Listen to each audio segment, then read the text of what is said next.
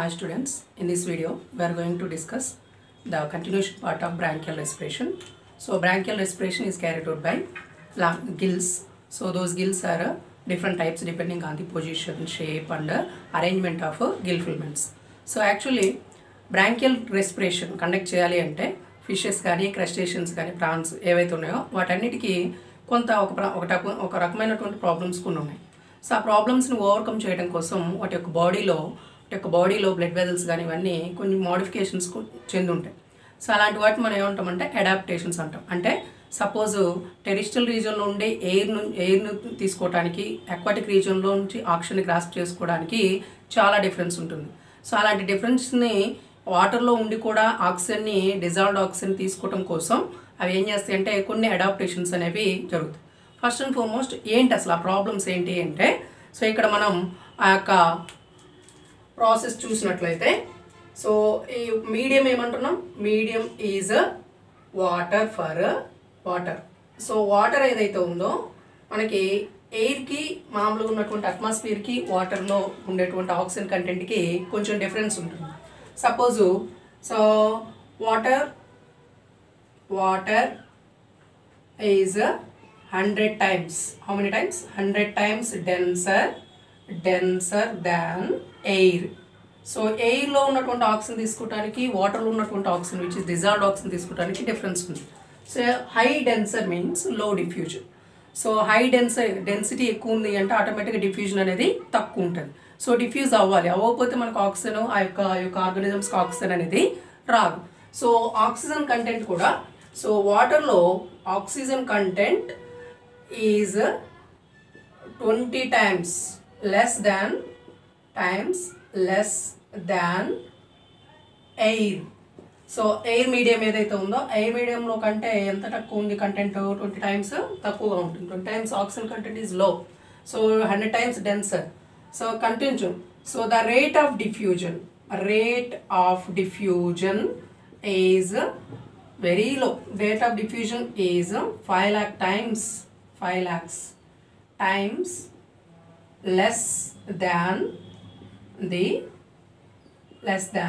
air medium. So ఈ 3 problems ఉన్నాయి. So these 3 problems ఒక సింగిల్ ఆర్గానిజం ఏదైనా కానీ బ్రాంకియల్ రెస్పిరేషన్ కండక్ట్ చేస్తున్న ఆర్గానిజం అనేది ఓవర్కమ్ చేయాల్సి ఉంటుంది. సో ఎలా ఉంది, more denser, that means rate of diffusion is low. High content of oxygen content ఏదైతుందో 20 times lesser than the air. So అంటే ఎయిర్కి ఎక్కువ ప్రయారిటీ. ఎయిర్లో ఆక్సిజన్ కంటెంట్ తీసుకోవటం ఈజీ, వాటర్ నుంచి డిజాల్వ్డ్ ఆక్సిజన్ గ్రాస్ప్ చేయడం కష్టం. సో దాన్ని ఓవర్కమ్ చేయడం కోసం ఏం చేస్తాయి అంటే ఈ ఆర్గానిజమ్స్ కొన్ని అడాప్టేషన్స్ అనేవి చూస్తాం. సో నేను దాని నుంచి రేట్ ఆఫ్ డిఫ్యూజన్ అంటున్నాను. Diffusion is nothing but gases are transported from high concentration to the low concentration. So high concentration నుంచి లో కాన్సన్ట్రేషన్కి అలా ట్రాన్స్పోర్ట్ అవ్వాలంటే there is a concentration gradient అనేది ఉండాలి. సో కాన్సన్ట్రేషన్లో డిఫరెంట్ని మనం అలా చెప్తున్నాం. కాన్సన్ట్రేషన్ గ్రేడియంట్ ఏదైతే ఉందో ఆ కాన్సన్ట్రేషన్ గ్రేడియంట్ని బేస్ చేసుకొని గ్యాసెస్ డిఫ్యూజ్ అవుతూ ఉంటాయి. సో ఇక్కడ డిఫ్యూజ్ అవ్వాలంటే రెస్పిరేటరీ ఆర్గన్స్ ఏంటమ్మా, గిల్స్. సో రెస్పిరేటరీ ఆర్గన్స్ ఇక్కడ గిల్స్. సో ఎక్కడి నుంచి ఆక్సిజన్ ఎక్కడి నుంచి తీసుకుంటున్నాయి, ఆక్సిజన్ ఫ్రమ్ ది వాటర్ నుంచి ఆక్సిజన్ని తీసుకుంటున్నాయి. This oxygen is called as dissolved oxygen. So ఈ 3 కండిషన్స్ని, ఈ 3 టఫెస్ట్ పాయింట్స్ని ఓవర్కమ్ చేయడం కోసం there are 2 types of mechanisms are present in gill bearing or branchial respiratory organisms లో ఉన్నటువంటి ఆ యొక్క అడాప్టేషన్స్ ఏందో చూద్దాం. First you have to remember diffusion is nothing but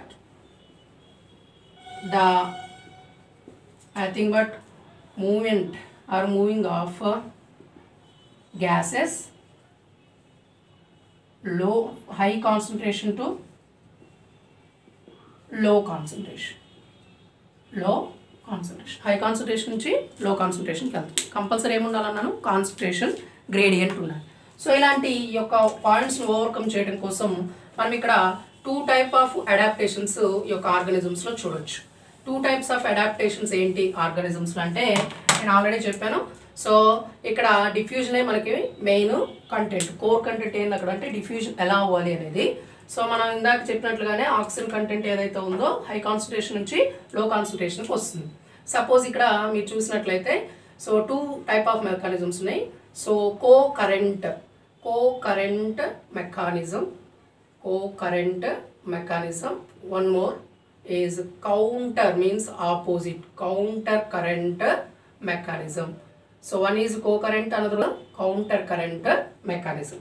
so ఇక్కడ ఏది ఎఫెక్టివ్ మెథడ్ అంటే counter current, opposite direction of blood and water. So takes place in this counter current mechanism. So counter current mechanism is effective method for bronchial respiration, ఎందుకంటే oxygen బాగా grasp చేసుకోగలదు.